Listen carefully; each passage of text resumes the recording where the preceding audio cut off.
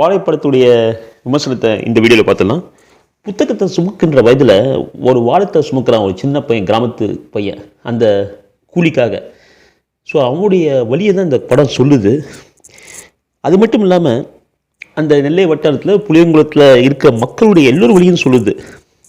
ஒரு அம்மா, ஒரு அக்கா, இவங்களோட தான் வாழ்ந்துட்டுருக்கான். அவன் பேர் சிவனைந்தான், கேரக்டருடைய நேமு. ஆக்சுவலாக பொன்பேர் இந்த பையன் தான் நடிச்சிருக்கான் அந்த கதையில். உண்மையிலே அவன் அருமையாக நடிப்புங்க. படிப்பில் ஃபஸ்ட் ரேங்க்குங்க. அந்த கிளாஸ்லேயே இவன் தான் ஃபஸ்ட் ரேங்க்கு, இவன் தான் நல்லா படிப்பான், இவன் ஒருத்தன் தான் அப்படின்ற மாதிரி ஒரு படிப்பு படிக்கிறதா காமிக்கிறாங்க. இருந்தாலும் வார விடுமுறை நாள், சனி ஞாயிறு, அது மட்டும் இல்லாமல் ஏதாவது ஒரு லீவு நாள், இல்லைன்னா அம்மா வேலைக்கு போக முடியாத நேரம், இந்த மாதிரி நேரத்தில் பார்த்திங்கன்னா அவன் கல்வி படிப்பை விட்டுட்டு வாழைத்தர சுமக்க வேண்டிய நிலைமைக்கு அவனை ஆக்குது அந்த வறுமை.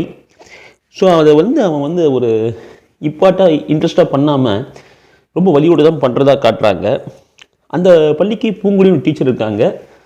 அவங்க என்ன சப்ஜெக்ட் எடுக்கிறாங்க, டான்ஸ் கிளாஸ் எடுக்கிறாங்க, திடீர்னு பார்த்து எக்ஸசைஸ் கிளாஸ் எடுக்கிறாங்க. ஸோ என்ன கிளாஸுடைய டீச்சர் தெரியல. அந்த டீச்சர் மேலே இவனுக்கு ஒரு கிரேஸ் இருக்குது. அது நாமளாக நம்ம ஸ்கூல் லைஃப்பில் எல்லா ஒரு டீச்சர் மேலேயும் ஒரு பாய்ஸ் ஸ்டூடெண்ட்ஸுக்கு ஒரு கிரேஸ் வரும். அது கரெக்டாக ஹேண்டில் பண்ணியிருக்காருன்னு சொல்லலாம் டைரக்டரு. ஸோ அந்த கிரேஸை மட்டும் தனியாக காமிக்கிறாங்க. அந்த டீச்சர் மேலே ஃபாலோ பண்ணுறது, அந்த டீச்சருடைய கட்சிப்படுத்தி வச்சுக்கிறது, அந்த டீச்சர் ஓரமாக ரசிக்கிறது, ஒரு தனி போயமாகவே காட்டுறதுன்னு சொல்லலாம்.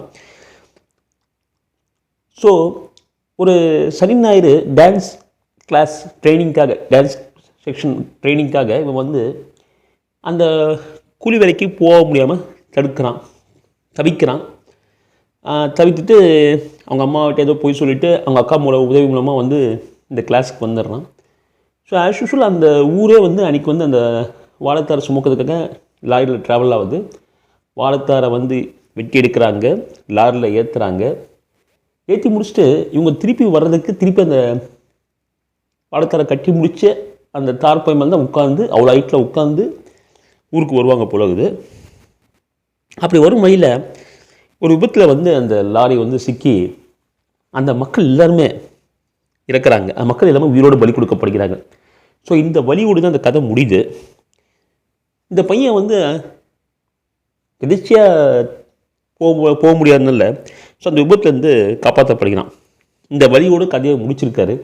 ஸோ கதைன்னு பார்த்தா இவ்வளோ தான். பட்டு அந்த வாழைத்தாரை சுமக்கிற வலியை படம் ஃபுல்லாகவே நமக்கு காட்டியிருக்காரு.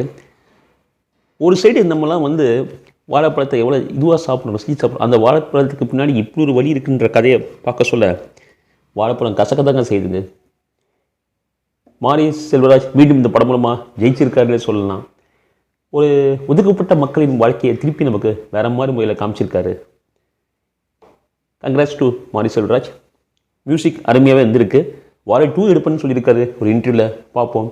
இனிமேல் தேங்க்யூ ஃபார் வாட்சிங் me, subscribe me, share me. Thank you.